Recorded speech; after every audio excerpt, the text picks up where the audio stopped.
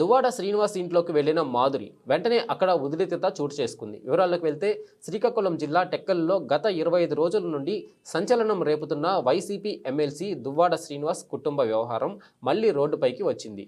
దువ్వాడ శ్రీనివాస్ ఇంట్లోకి మాధురి ప్రవేశించడంతో సమాచారం అందుకున్న వెంటనే దువ్వాడ శ్రీనివాస్ భార్య వాణి తన కూతురుతో కలిసి ఆగ్రహంతో అక్కడికి వెళ్లారు. ఈ విషయం కాస్త పోలీసులకు సమాచారం అందడంతో దువ్వాడ శ్రీనివాస్ భార్య వాణికి కుమార్తె నవీన వాణి తరపున బంధువులకు పోలీసులతో వాగ్వాదం జరిగింది.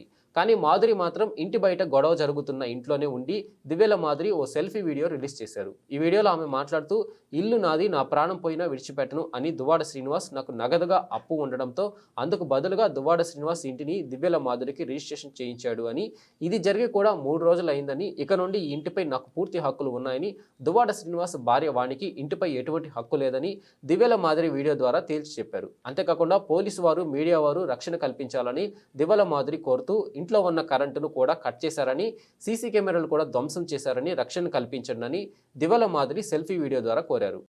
సో డాక్యుమెంట్ చూస్తారు కదా, సో ఇప్పుడు ఈ ప్రాపర్టీ కంప్లీట్గా నాది, it's my own property. So నా ప్రాపర్టీలోకి ఎవ్వరు కూడా రావడానికి ఎవరికి ఏ రైటు లేదు. తనకి ఏమైనా ప్రాబ్లం ఉంటే శ్రీని గారితో వాళ్ళు ఏమైనా లీగల్ ఇష్యూస్ ఉంటే తెలుసుకోవాలి, కానీ నా ప్రాపర్టీ దగ్గరికి ఎవరు రావడానికి లేదు. Because it's my own property, నేను కొనుక్కున్న ప్రాపర్టీ. సో పోలీస్ వాళ్ళు నాకు రక్షణ కల్పించాలి, మీడియా వాళ్ళు కూడా నాకు రక్షణ కల్పించాలి. నేను ఒక్కదాన్నే ఇప్పుడు ఇంట్లో ఉన్నాను, నాకు సేఫ్టీ లేదు.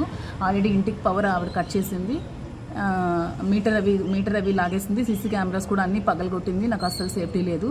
ప్లీజ్ దయచేసి పోలీస్ వాళ్ళు నాకు రక్షణ కల్పించాలని కోరుకుంటున్నాను. Thank you.